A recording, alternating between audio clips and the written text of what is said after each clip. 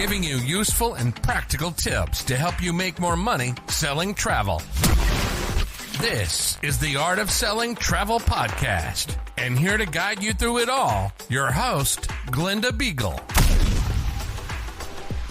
Welcome back. On today's episode, we're going to be doing things a little bit different.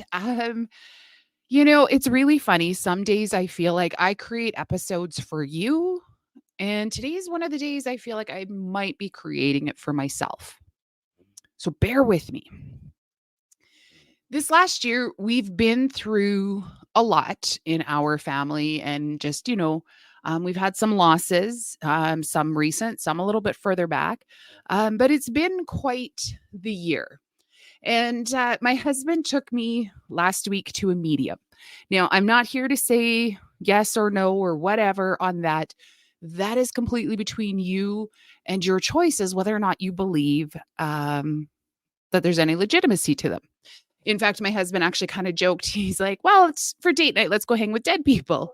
And that's, that was kind of the energy that we took into it, if you will, that we were just going for an evening away. Now, I had been to a girls' night where this particular medium had been before, and somebody did come through for me, and it was my grandmother, and she was able to tell me things that nobody would have known. She was able to reference an argument I had had earlier that week inside of a vehicle with just myself and my mother. So there is no way anybody else knew what that was. And it was prior to the pandemic. I think it was like February of 2020, January 2020, something like that. And she said something to me that I've actually percolated on since then. And it was very profound. And so my husband took me to go see her again. It was a whole big group. It was in like a conference room of a hotel. Like, it was a small one. I think there was like 30-ish people there. And, for a good part of the evening, it was a lot of entertainment. There was one particular person that had somebody come through, and it was, what the heck are you listening to? Like, since when did you listen to country music? And just the look of, how did you know that on the people's face? It was pure entertainment for me. We laughed and we had a good time. Then she came over to me. And again, it was that same grandmother that came through. First off, shout out to grandma. Every time she comes through, it comes through as part of like gemstones and jewelry and things like that, which I laughed to my husband. I'm like, I love that in this separated universe, same universe, whatever it is, that my grandmother comes through to me using jewelry and gemstones and whatnot. If you know me at all, you know that I love glitter. I love things that sparkle and shine and everything else. So I do laugh at that. But what I really wanted to touch on was, I've talked in the past that 2024, we have some amazing things coming. And I have moments where I am so freaking excited. I am just bursting. We've gone into pre-production of the new show that we're creating, and we are having so much fun doing it. Now, just because we're having this amazing time, and I know how amazing it's going to be and this, that, the other, it doesn't mean that fear and doubt don't creep in. And so this medium looked at me and she said, you're about to do something huge in your business. I said, yeah. Now, keeping in mind, I was wearing like jeans and an old ratty hoodie. I actually don't even know why I was so crappy dressed. Like, that's probably not an outfit I would normally wear out in public, but somehow that night I did. So I assure you, a business owner, I did not look like, especially in that crowd. There were some women that were so much more elegantly dressed. And yet I was the only one that she called out for being a business owner. And she said to me, she goes, why are you so damn scared? What are you afraid's going to happen? And it really kind of hit me because I have all these highs, and then I almost hit that moment of procrastination. And if you recall on last week's episode, I talked about leaving things in your pipeline so that it's always there. Well, I recorded that a couple days before I went to go see this medium.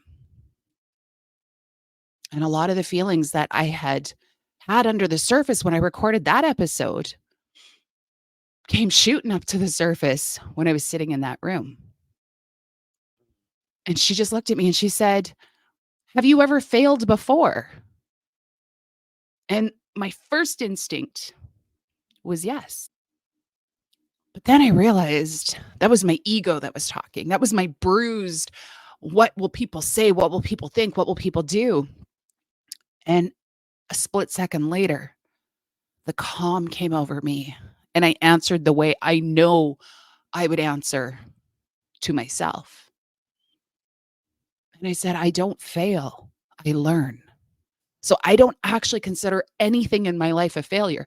In that moment of it happening, I might think it's the biggest failure, the biggest flop, the biggest whatever. But once I had distance on it, I know it was a lesson I was supposed to learn. And so when I look back over my entire life so far, I'm not that old, so just hold on a second. But when I look back, nothing to me was a failure. I don't even know if I have regrets, if I was being completely honest, because every single thing I've done has gotten me to where I am and to where I'm going. And so she looked at me and she said, "Then what are you so damn scared of?" She goes, "You know you can't fail. So put the pedal to the metal and let's go." Then there was a conversation involving my husband, and I'm not going to go into that, but it was also all related and connected and everything else. I will tell you, just she did look at my husband and she's like, "And what's the connection here?" I said, "My husband." She's like, "Okay. Are we open? Because that's, the how much am I allowed to say? Because otherwise she filters." And I said, "Yeah, no, for sure." And she's like, "So the grandmother's just saying you're doing a good job because you're putting up with a lot of crazy." I try not to take offense in that. Actually, I burst out laughing. I thought that was the funniest thing I had heard the whole night because I know some of the crazy that's going on behind the scenes and some of the thought processes and everything else. But here's the scoop. I have now percolated on this for days and really thought about it. And in the mornings, when that anxiety is a little higher, when there's things that need to be done to get certain projects forward, I could choose to let that overwhelm set in, or I can choose to push past it and know that something amazing is waiting. I actually, I was at therapy yesterday. I'm still in grief counseling, and my therapist said to me, she goes, "You sound different. What's changed over the last bit?" And I said, I really and truly feel like for the last number of years, I stopped listening to my intuition." Because I definitely, when they talk about a business owner who makes a snap decision and just goes for it, and it's like, how did they make that decision? And look what's happening. I said, that's how I did it. If you've been around, you know that I had 10 minutes from a phone call that said, if you want the building, it's yours, but you've got to lock it in before 1 o'clock. It was 10 to 1. I was on my lunch break while I worked for another agency. And it was a building in another town that I had looked at because I knew I didn't want to buy the agency I was working for. So I wanted to build my own agency. And I had fallen in love with this one office space. And when I went to rent it, it wasn't available. And my husband called me at 10 to 1. And he said, the landlord called, the people backed out. If you want it, you have to have it. I think it was by 4 o'clock, but it was like 10 to 1. I was headed back to my office where I was going to be working for somebody else till 5 o'clock. So between 10 to 1 and 1 o'clock, I called the landlord. I told him I will do it. My husband will drop off a check after he gets off work today. We will have it rented. Send him the fax. He will sign for the lease. He will do all of this.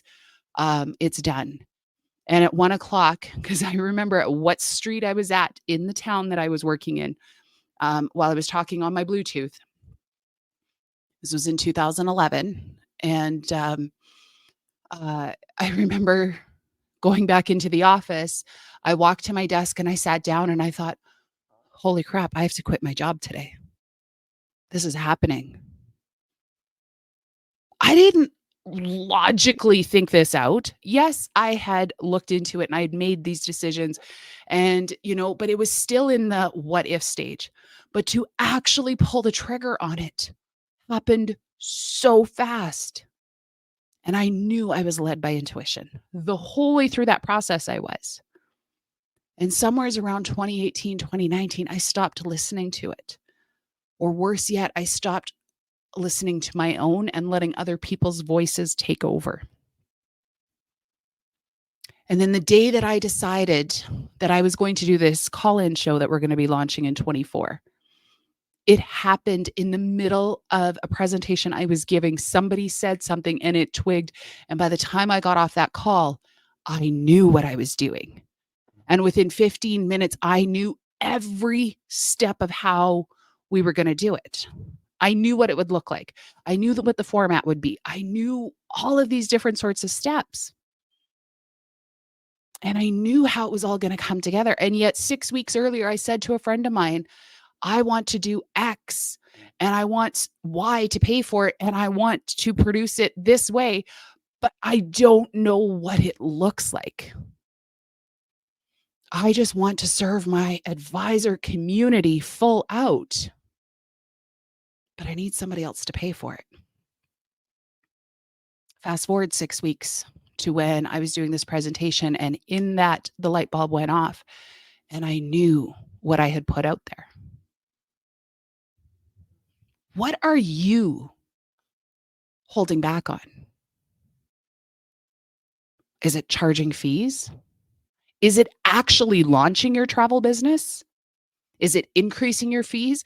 Is it showing up consistently on your socials? Is it actually letting people know you're in business? See, I could have sat on this project. And if this would have been a couple of years ago, I absolutely would have just sat on this project knowing it was in the pipeline and it was something I could do later on. Even as it is, I have all sorts of visions for 2025. And I am doing a little bit of a battle right now to be like, okay, am I putting it off to 2025 because I just want to know I have something in the future? Or am I putting it off because I don't have the bandwidth? Because those are two different conversations. Is it because I don't think I'm there yet?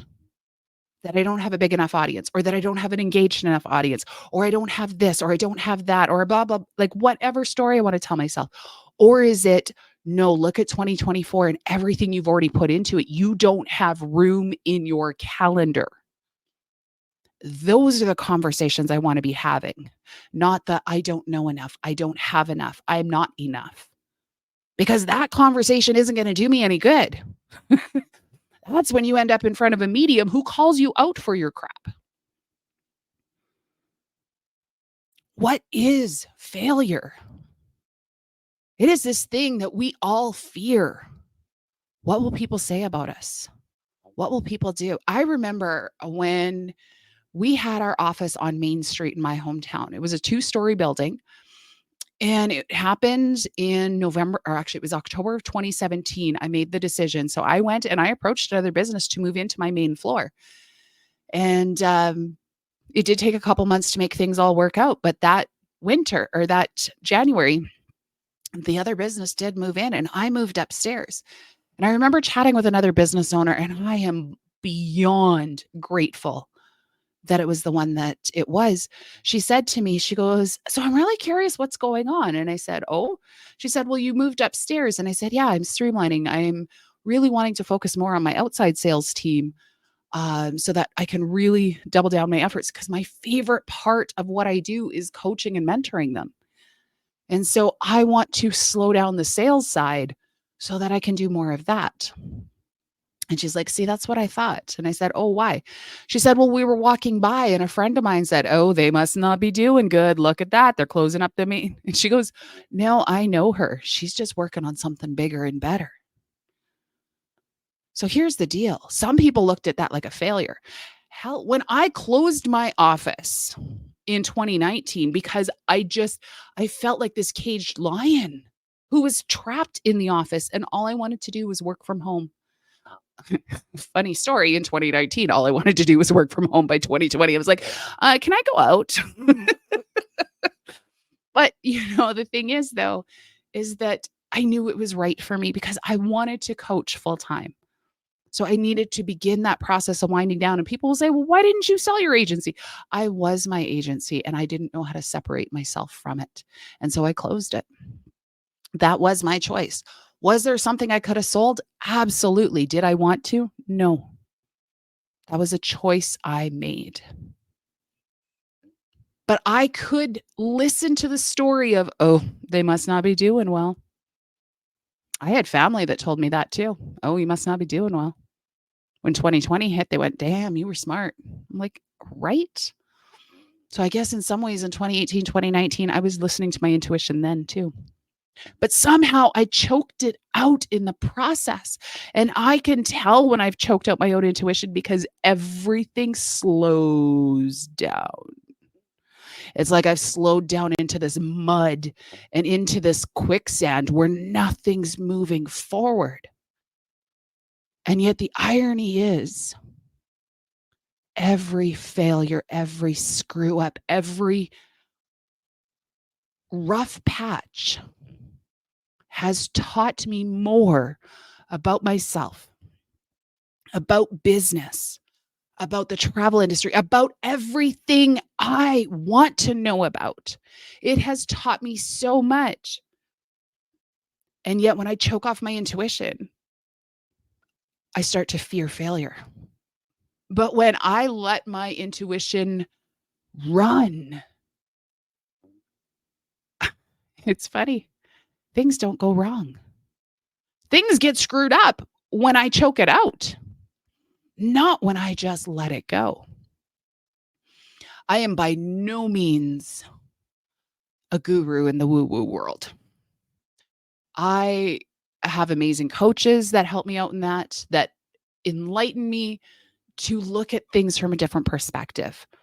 And I am so grateful for that. I used to be one of those people that I couldn't be excited for good things because I was always scared of what would happen, that the shoe would drop.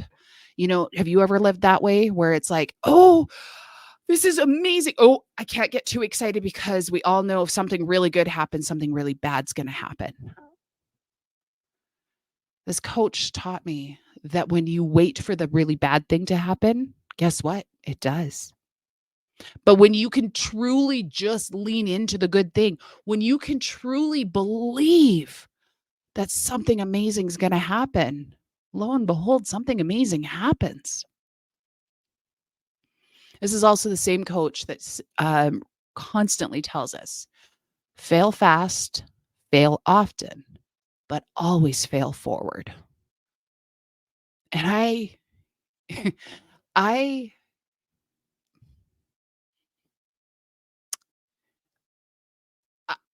forget that sometimes. And so instead of allowing myself the opportunity to fail, I do nothing. And I feel really drawn to this episode. Like I said, maybe it's not for you. Maybe this message is completely for me. But maybe this message is for you too. Maybe there's something in there that you've been percolating about, you've been thinking about, but then you've been letting all these other stories tell you why it's not for you, why you can't do it, why you're not enough to do it, whatever it is. But here's my question. Would you rather try it, fail forward, and learn from it and build into the next amazing thing that's supposed to happen? Or would you rather stay stuck repeating this awful story to yourself and never making progress ever again?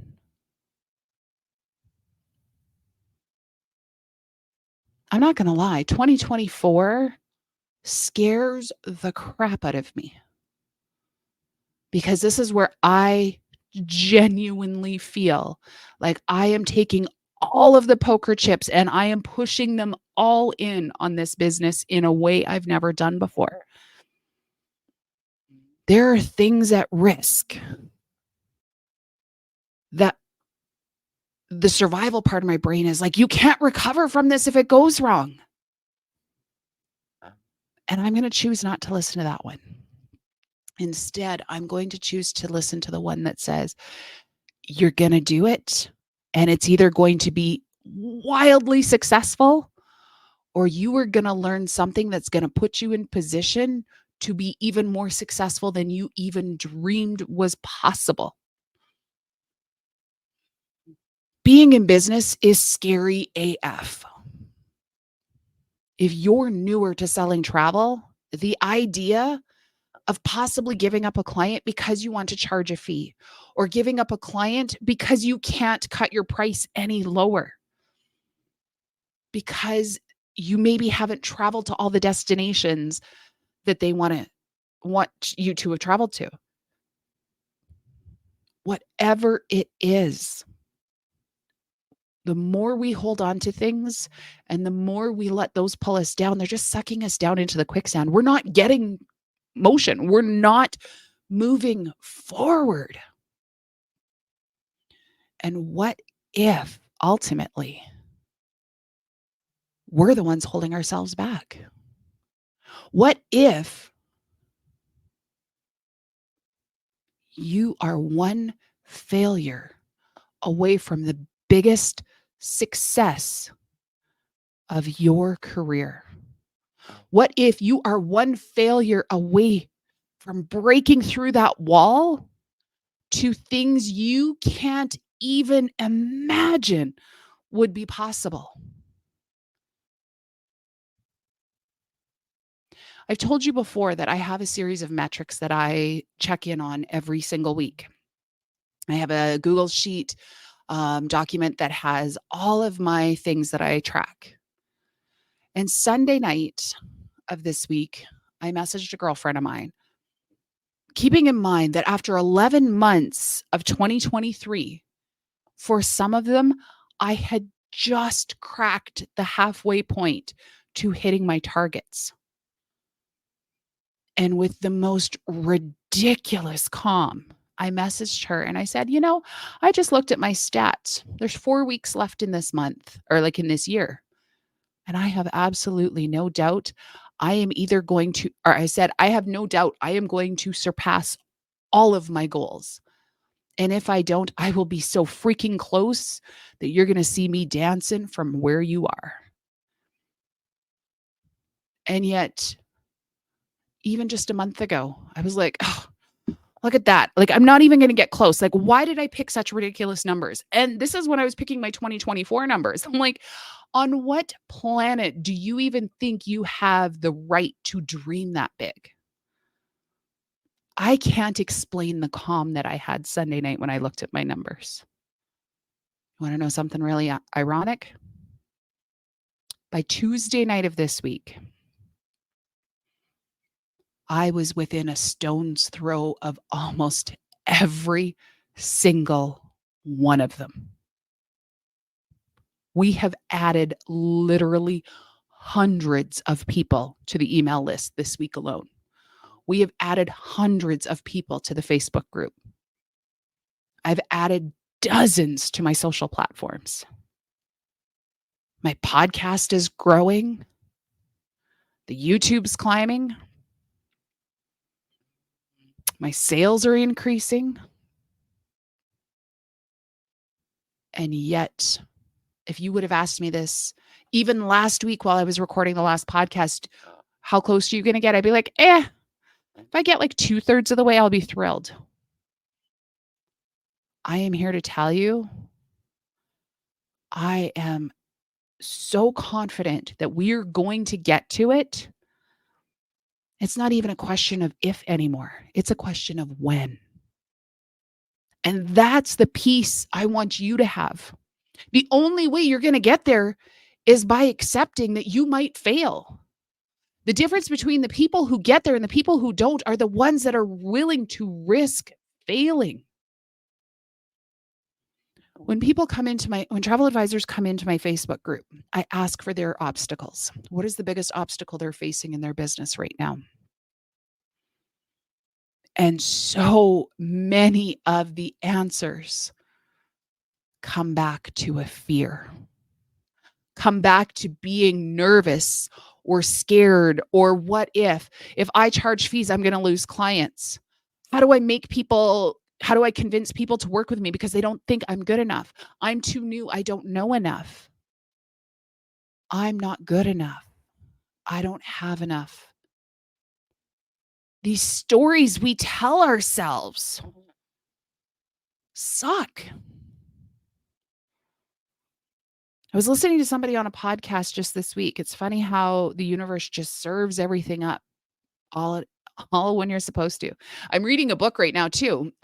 Chasing a squirrel for a second. Reading a book right now. The Common Path to Uncommon Success. I think it's John Lee Dumas. That book has sat on my shelf for 2.5 years. I strongly believe that when I put my hand on a book that's been on my shelf for an extended period and I crack it open, it hits me when it is supposed to hit me. Because I've looked at that book multiple times. I've tried to read it a couple of times and I've only gotten like a page in and been like, nah. This one I only read a chapter a day because I want to take time to absorb and implement it and other such. And even this morning I was reading my chapter and I'm like, well, I'm sure I have time to read one more. No, I will do this tomorrow. But that book is just hitting me on a whole different level. And part of it is he talks about the fear. Isn't that funny that all this story about fear is coming up all at the same time? But this podcast I was listening to, it had Catherine Zankina on it. She was a guest on somebody's show. And she was talking, she calls herself the manifestation babe. I'm not sure what I fully believe on that, but I know that there's some to it. But again, that's your choice. But the one thing she said is she was in a taxi and the guy was asking her about it. And she said, well, she's into manifesting. And he said, well, that's a bunch of garbage. And he goes, it's just a whole bunch of lies you tell yourself so that you start to believe it. And here's what she said. She goes, you know what? You could be right. But we lie to ourselves all the time. So why don't we choose what lie we tell? Why don't we choose to tell ourselves it is all going to work out for us rather than against us? Why don't we choose to tell ourselves that things are possible rather than lie to ourselves and tell us nothing's possible, that we'll never be good enough, that we'll never have all of this? Why would we choose to lie to ourselves that way versus choose to lie to ourselves and say anything is possible? Because here's the scoop. When you tell yourself a story enough times, you're going to believe it and it becomes a part of who you are. So what if you change the story or the lie or whatever you want to call it that you're telling yourself? What if instead of telling yourself, I'm too new, I don't know enough, I'm going to lose all these clients if I charge fees, this is going to happen if I do this? What if you chose to tell yourself a different story? What if you chose to tell yourself, I'm losing clients because I'm not charging fees because they don't see me as a professional yet? I have the ability to find out any answer that any client might ever have. So while I don't know it now, I have the ability to find it out. Therefore, I am a professional because I have professional networks in which I can find that information. Failure should not be feared. In fact, failure can very possibly be your very best friend. Failure just might be the thing that sets you up for the biggest success of your life and of your business. Your fear of failure is what will take you out of the game. Your willingness to embrace it is what sets you up for the trophy. I will see you back here next week.